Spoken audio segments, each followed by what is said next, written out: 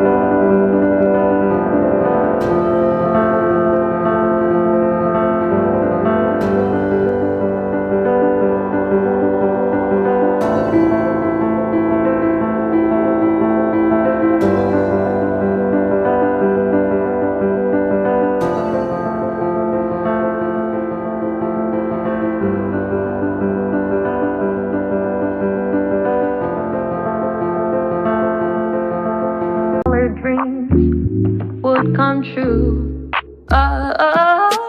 She was only 17 when Pretty Starman came offering that all her dreams would come true.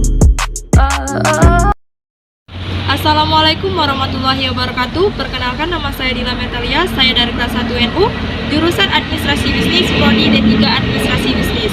Di sini saya akan menjelaskan paparan materi tentang badan usaha. Baiklah, kita lanjut. Di sini saya akan menjelaskan materi tentang badan usaha, mata kuliah pengantar bisnis. Baiklah, jelaskan langkah-langkah yang harus dilakukan untuk memulai badan usaha. Yang pertama, kita harus menentukan jenis produk. Produk apa yang akan kita buat, yang akan kita produksi. Yang kedua, kita harus menentukan target pasar. Siapa target pasar yang akan membeli, kita tentukan apakah cocok untuk anak dewasa atau orang tua. Yang ketiga, kita harus menguji produk itu sendiri. Yang keempat, kita harus menyusun rencana bisnis. Bagaimana rencana bisnis itu kedepannya akan berkembang. Dan yang kelima, kita harus mengurus izin domisili, mengurus NPWP atau mengurus surat perizinan ke pemerintah untuk bisnis kita yang akan kita buat supaya tidak ilegal. Yang kedua, apa yang harus dilakukan untuk memudahkan kita memulai badan usaha? Ya, jadi tentu yang satu, memiliki modal. Kita terutamanya harus memiliki modal. Yang kedua, kita harus menentukan jenis badan usaha tersebut. Yang ketiga, kita harus menentukan lokasi yang strategis. Apakah lokasi itu strategis untuk dikunjungi oleh masyarakat atau orang lainnya. Yang keempat, kita juga harus menentukan teknik pemasaran. Kita bisa melakukan pemasaran itu melalui media sosial atau pengaruh dari mulut ke mulut, dari omongan ke omongan dari orang itu bisa juga. Ya, jelaskan perbedaan pendirian badan hukum dengan pendirian PT. Yang pertama, kita lihat dari pengesahan. Badan usaha berbadan hukum seperti PT biasanya memerlukan pengesahan dari pemerintah untuk menentukan anggaran dasar dan akte pendiriannya. Sedangkan badan usaha tidak berbadan hukum, tidak diwajibkan membuat akte pendirian dari notaris. Yang kedua, tanggung jawab.